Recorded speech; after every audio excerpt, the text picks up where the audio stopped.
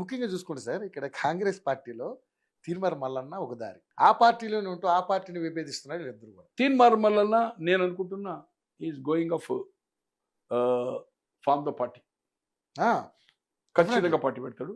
ఈ రేపు అనుకుంటున్న వరంగల్లో 2వ తారీఖు, రేపు అయ్యాలి 1వ తారీఖు, ఉమ్, రేపు ఉంది ఈ ఆర్ట్స్ కాలేజ్ సభ. అది ఇంపార్టెంట్ కాదు, ఉమ్, పార్టీ పెట్టే అవకాశం ఎక్కువ ఉంది. పెట్టినా పెట్టకుండా త్వరలోనే అతని భాష అతని పద్ధతి చూస్తే పార్టీ నుంచి అతను ఏదైతుందో సస్పెండ్ అయితే మొదలు చేస్తారు. షోకాజ్ నోటీస్, సుఖాష్ నోటి, ఎందుకంటే ఆయన ఆ పార్టీలో ఉన్నాడు. Yes. దాన్ని ప్రాపర్ ఆన్సర్ ఇవ్వకపోతే ఉమ్, రాహుల్ గాంధీని పేరుని పెట్టుకుని రాహుల్ గాంధీ 42 అన్నాడు, వీళ్ళు ఏం చేస్తున్నారు, వచ్చినోడు ఆ. బీసీ చాలా గ్యారెంటీ మాట్లాడారు, చాలా. నేను రెడ్ ఓటర్గా ఒక కాంగ్రెస్ బీ ఫామ్ తీసుకొని ఎమ్మెల్సీను, ఇవాళ కాంగ్రెస్ సభ్యును నువ్వు ఎమ్మెల్సీగా అవును. ఐజ్ ఫర్ రోల్స్ లో ఎస్, ఈజ్ నీది టీవీ అండ్ గవర్నర్ దగ్గర పోయి నువ్వు ఏదైతుందో నీ ఫైట్ ఈజ్ గుడ్. 100% ఎందుకు మేము 90% పైన ఉన్నాము, ఎస్సీ ఎస్టీ బీసీ మైనార్టీ ఎందుకు మాకు అధికారం రాదంటున్నారు, 50% బీసీ. అది 100% ఆయన కాజ్ ఏదైతే కొట్టాడుతుండో కరెక్ట్. Correct. కానీ నువ్వు కాంగ్రెస్ పార్టీలో ఉండి కాదు, individual you open the party, you attack. మరి పార్టీలో ఉంటే నీకు చేతనవుతుందా కాదా, దిగిపో నీ పొంగిలేటిని, ఈ విధంగా ఏదైతుందో రెడ్లను కూడా టార్గెట్ చేశారు. కమ్యూనిటీని కూడా ఏదైతుందో ఆ విధంగా తిట్టడము ఒక కాంగ్రెస్ పార్టీ వ్యక్తిగా ఉండి ఇట్ ఈస్ రాంగ్.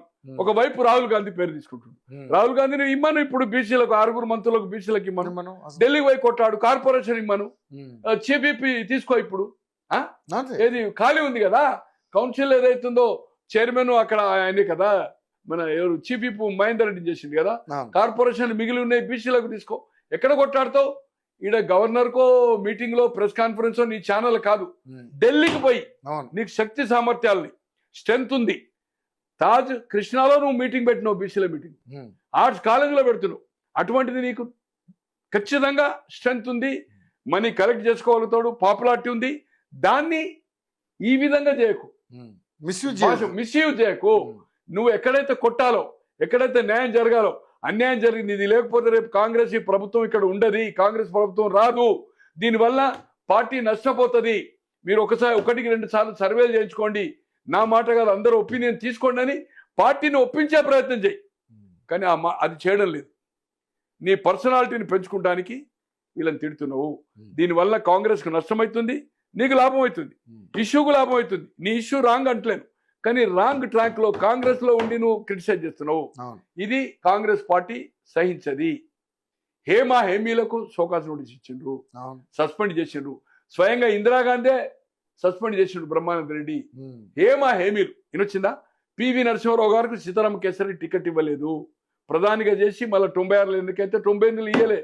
ఇది ఆల్రెడీ ఇదే మన ముడుపుల కేసు, ఏది ఎంపీలు కొన్నది మైనార్టీ కొన్నదని నువ్వు బూటా సింగ్ ను మాధవరావు సింధియాకి ఇవ్వలే కదా. ఎందుకు ఇవ్వలేదు? హవాలా ఉన్నారు. నువ్వు ఆల్రెడీ కేసులో కనుక నీకు టికెట్ ఇవ్వలేదు. దాన్ని వెంకటస్వామి సమర్థించాడు. ఆయన కేబినెట్ లో ఉండి 98లో ఆయన దగ్గర సీతారాం కేసర్ దగ్గర మెప్పు పొందడానికి కోసం పివి నరసింహారావు కూడా ఇవ్వలే కదా వాళ్ళకి టికెట్. సీతారాం కేసర్ కరెక్ట్ చేస్తుండని పివి నరసింహారావు గారికి టికెట్ ఇవ్వాల. కాంగ్రెస్ చరిత్ర చాలా పెద్దది.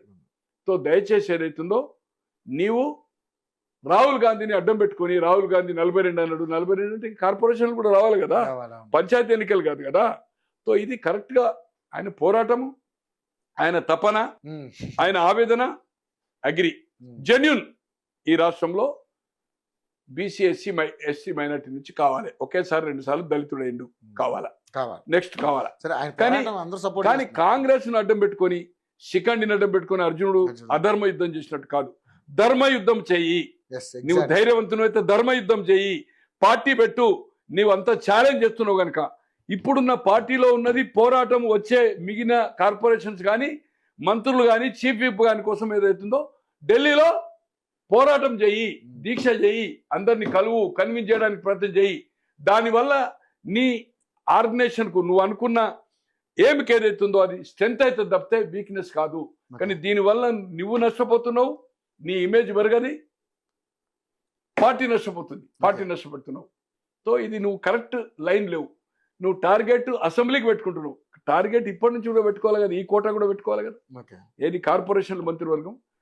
మల్లన్న గారి ఆర్గ్యుమెంట్ ఈజ్ కరెక్ట్, వాళ్ళకు న్యాయం జరగాల, ఇంతవరకు జరగలే. బట్ నేనే తీసి మార్కాను, నేను ఛాలెంజ్ చేస్తున్నా, రాదు రాసుకోండి అని అంటే ఏదైతుందో ఏం రాసుకోండి. సో మరి ఇదే ప్రవర్తనతో వెళ్తే రేపు పార్టీ పెట్టిన సక్సెస్ అవుతారంటారు? అది చెప్పలేము. పార్టీ పెడితే సక్సెస్ అవుతాడా కాదా అని ఇది కాంట్సే మహంతా ఏమైందో మనం చూసాం. బిఎస్పీ ఏమైందో చూసాం, ఎక్కడికి పోయింది. అట్లే జగన్మోహన్ రెడ్డి గారు పార్టీ పెట్టారు. అట్లే విపి సింగ్ గారు బయటకు వెళ్ళి ఒక 9 మంది ఎంపీలతో బయటకు వెళ్ళి పెట్టి ప్రధాని అయ్యాడు. సో అందుకోసం మనం దాన్ని అప్పుడే చెప్పలేము. కేసీఆర్ 2001లో ఏప్రిల్లో పార్టీ పెట్టినప్పుడు అనుకున్నాడు. సో అటువంటి వాడు 2 సార్లు ముఖ్యమంత్రి తెలంగాణ సాధించిండు. నేను తన దీంట్లో సక్సెస్ అవుతాడా కాదా అనేది ఇప్పుడే చెప్పలేము. But cause is very good. దాన్ని ఎలా నడుపుతాడు, భాష, బాడీ లాంగ్వేజ్, వాడు వీడు ఏదైతుందో తిట్టడము దూషణ పర్వం అని తోటి మాత్రం పార్టీకి అంత ఫెచ్చింగ్ కాదు. ఆ ఇష్యూ కాదు ఏదైతుందో కన్విన్స్ చేసి ఢిల్లీలో కూడా నువ్వు కన్విన్స్ చేసి కొంత రేషియోని ఇప్పుడు మంత్రివర్గంలో కార్పొరేషన్లు పెంచుకుంటే ఆ క్రెడిట్ నీకు వస్తుంది, స్ట్రెంత్ పెరుగుతుంది. ఉట్టిగానే గాలికి అసెంబ్లీ అంటున్నావు నువ్వు, కానీ ఇప్పుడు ఉన్నది కోట అడుగుతలేవు ఈ మంత్రివర్గాన్ని కార్పొరేషన్. ఇది అడిగినప్పుడు గతంలో కూడా ఈ మంత్రివర్గంలో చోటు కోసం చాలా ట్రై చేశాడు ఎవరు మల్లన్న. అది ఐడియా లేదు సార్. మంత్రివర్గం ఆయనకు ఛాన్స్ లేదు సార్. అప్పుడు లేదు, ఇప్పుడు లేదు. ఇప్పుడు అసలు ప్రయత్నం ఎప్పుడు చేసిండు ఆయన ఎమ్మెల్సీ అయినాక మంత్రివర్గం అయితే ఆయన యాక్చువల్గా ఏంటంటే అంటే ఆయనకి కూడా అవకాశం కోసం ట్రై చేశాడు అనేది చాలా మంది వార్తలు కావచ్చు. కానీ ఆయనకు మంత్రి దొరకదు. ఈ అటాక్ చేయకుండా ఆయనకు మంత్రి అనే సమస్య లేదు. ఓకే. సో 6 మంత్రులని పూర్తి చేయకపోవడం వల్ల అంటే ఏమన్నా దాని వల్ల ఏమన్నా ఈ ప్రభుత్వానికి ఇబ్బంది ఉందా? ఎందుకంటే ఏమి ఇబ్బంది సార్? మరి ఇంతవరకు సార్ రాజశేఖర రెడ్డి గారికి 2004 మేలో చీఫ్ మినిస్టర్ అయ్యిండు. 2007 ఏప్రిల్ 2 సంవత్సరాల 11 నెలల తర్వాత మంత్రివర్గం పూర్తి మంత్రివర్గం చేసాడు. అలాగే 89 డిసెంబర్లో ముఖ్యమంత్రి అండి చెన్నారెడ్డి గారు. సెప్టెంబర్లో ఎక్స్పాన్షన్ చేసాడు, డిసెంబర్లో దిగిపోయాడు 10 నెలల తర్వాత. కాంగ్రెస్ లో ఫుల్ మంత్రివర్గం చేస్తే ఇక్కడ అసమ్మతి అవుతుంది అనేది ఇప్పుడు చేయరు. స్థానిక సంస్థల ఎన్నికల వరకు మంత్రివర్గము పూర్తి స్థాయిలో అయ్యే క్వశ్చనే లేదు. ఇది వరకు 10 డేట్లు పెట్టిండ్రు మంత్రివర్గం అని మీ సోషల్ మీడియా పండుగలు కూడా డేట్స్ అనౌన్స్ చేశారు, మంత్రులు అనౌన్స్ చేశారు, పిసిసి అనౌన్స్ చేశాడు, ముఖ్యమంత్రి పోతున్నాం అయిపోయిందని. But there is no question of up to local body. మంత్రివర్గం ఎక్స్పాన్షన్ క్వశ్చనే లేదు.